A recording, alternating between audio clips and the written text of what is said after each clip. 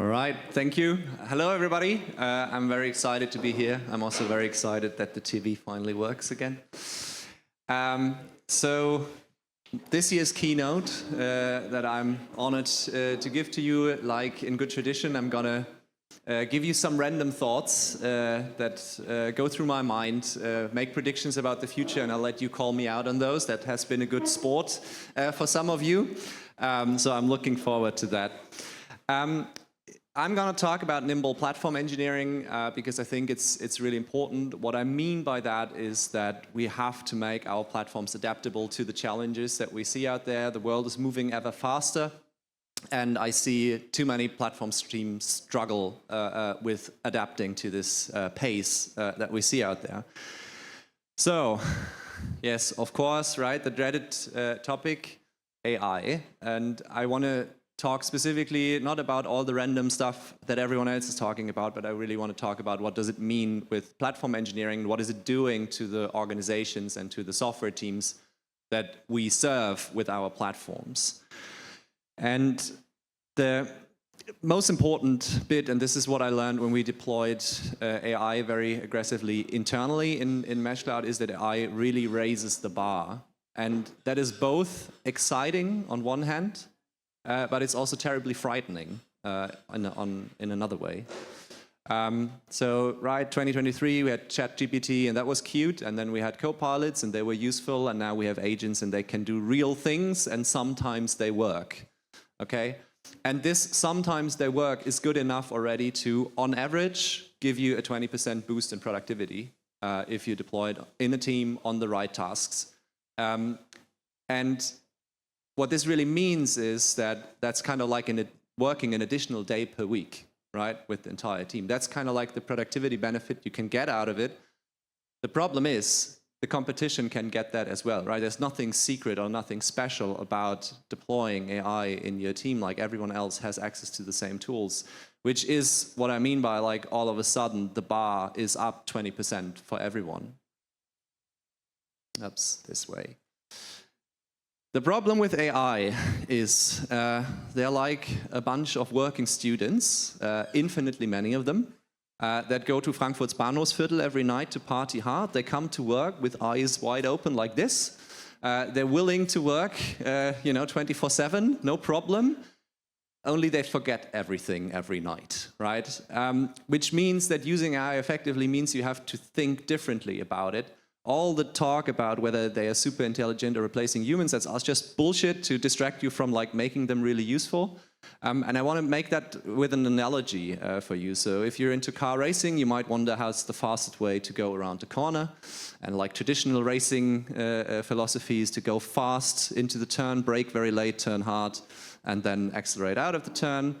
Or you could go the physics optimization way and think, what is the maximum turn rate that the vehicle can sustain at a constant speed, and go something like B. But your drunk working students from the Bahnhofsviertel, they're going to do number C. And that looks like this, right?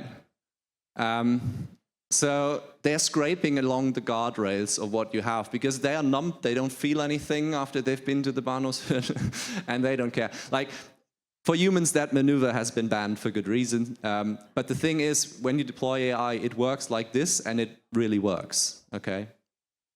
So what happens when your application teams that are now all of a sudden under intense pressure to deliver 20% more because management has caught up to the fact that AI lets you do faster things, and consumers think that AI is great and they want to have it in everything.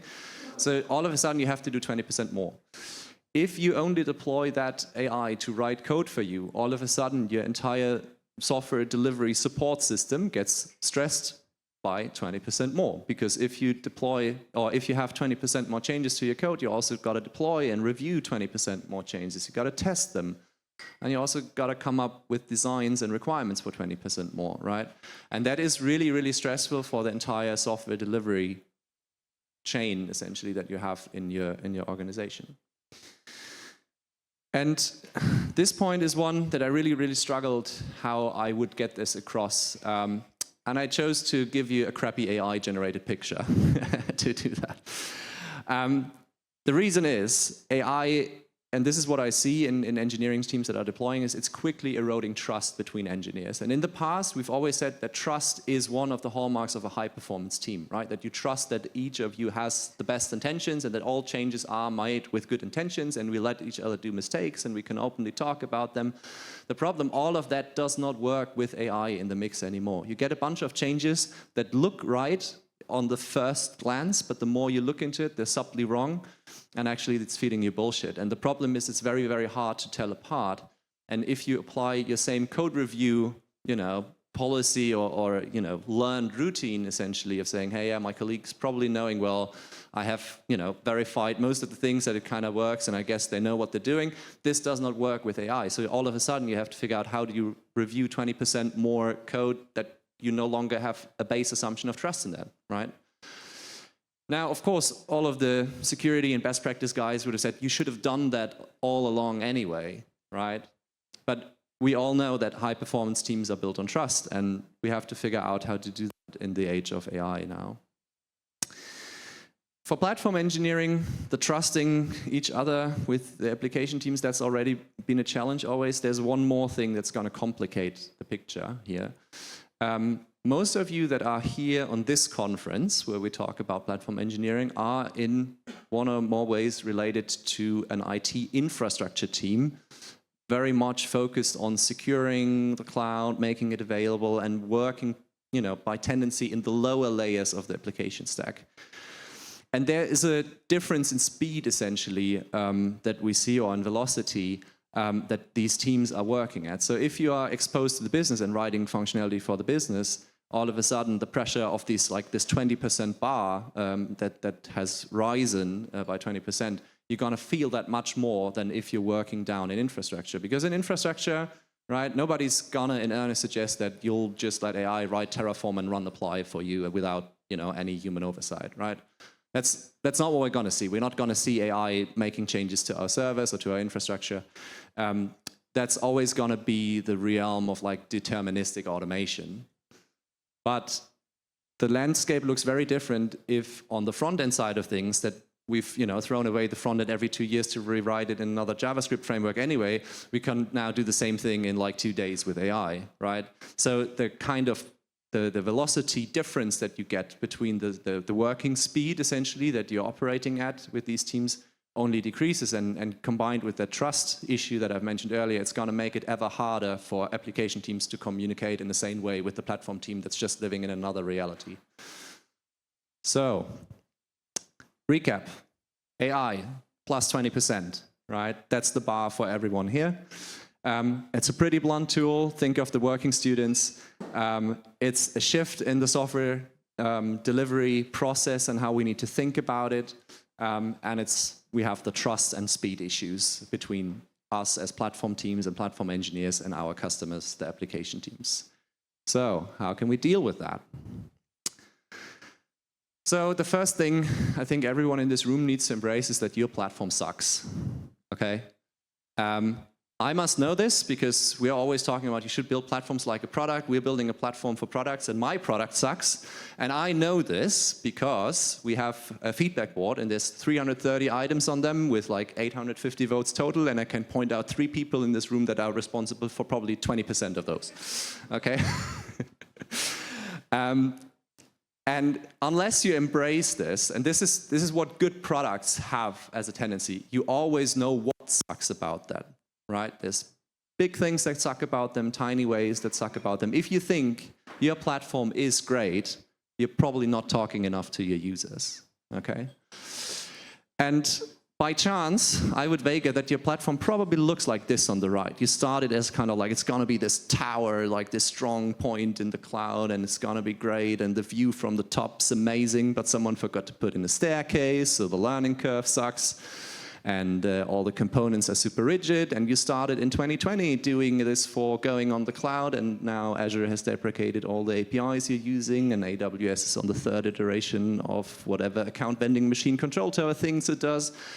And your platform is probably slowly falling apart in pieces unless you keep up the maintenance on this.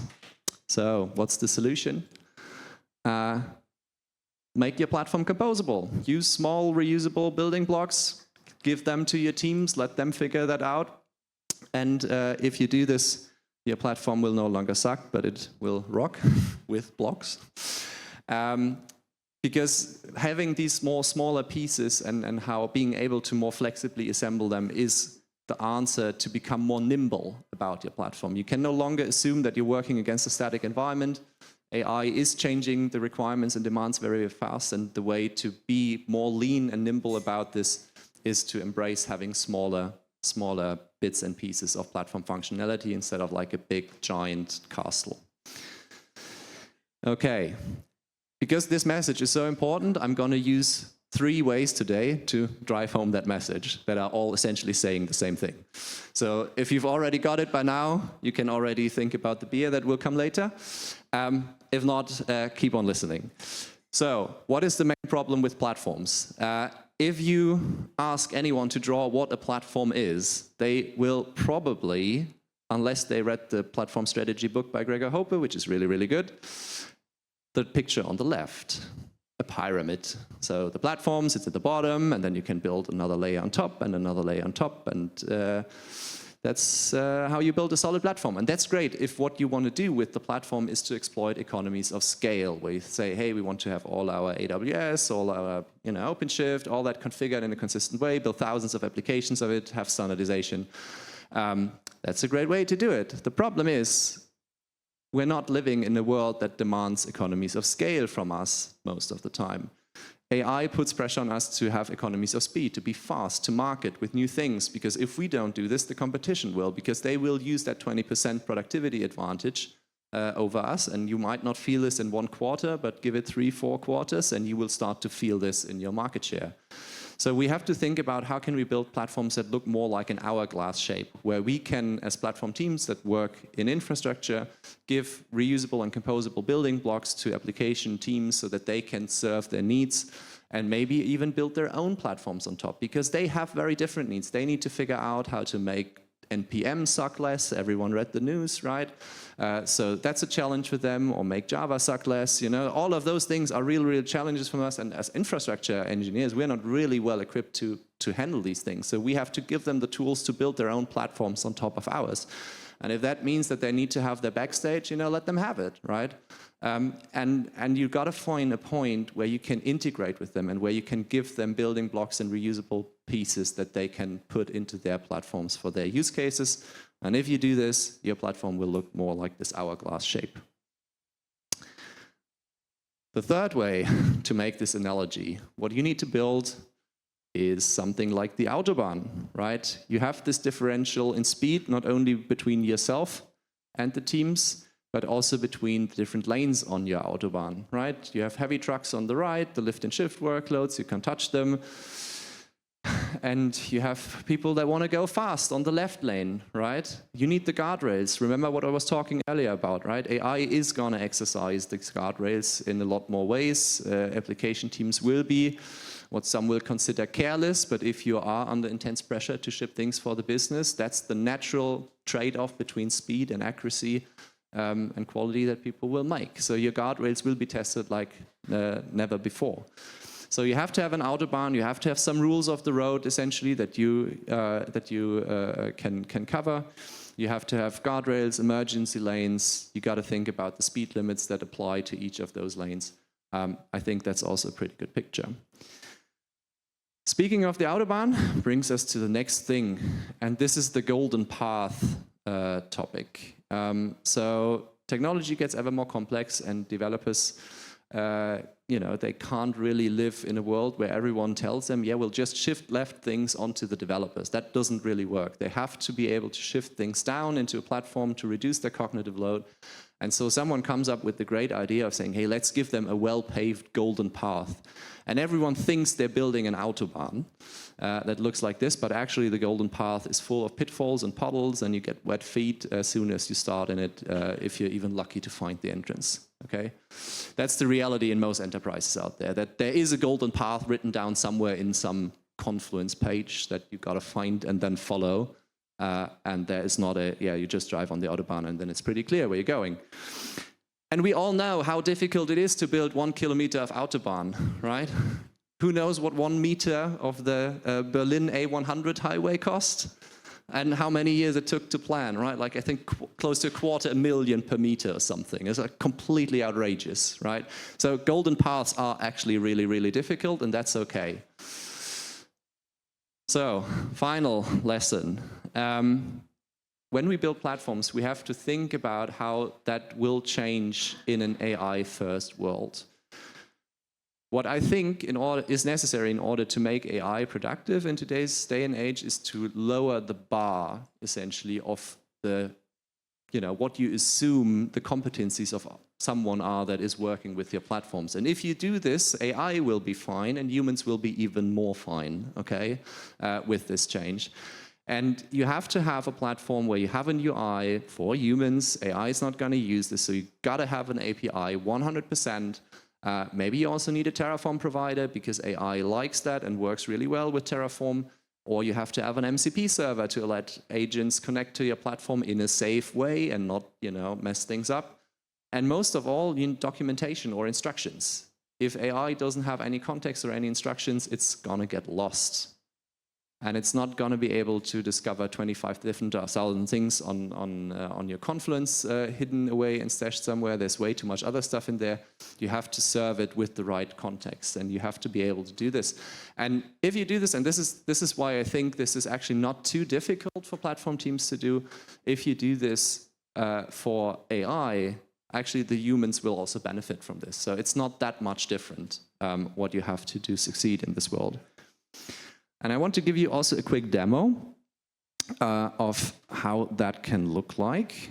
And now I have to sit down because we are talking about AI, but still struggling with HDMI cables. Isn't that interesting? So suppose we have an application team that we want to onboard into the cloud, and they need to figure out what they're doing. So let's start with something new, where we're empty, and we say we want to figure out how can we build an application on this platform on Kubernetes. So the cool thing is, if you have AI, you can ask AI about it, right? So I'll do that quickly.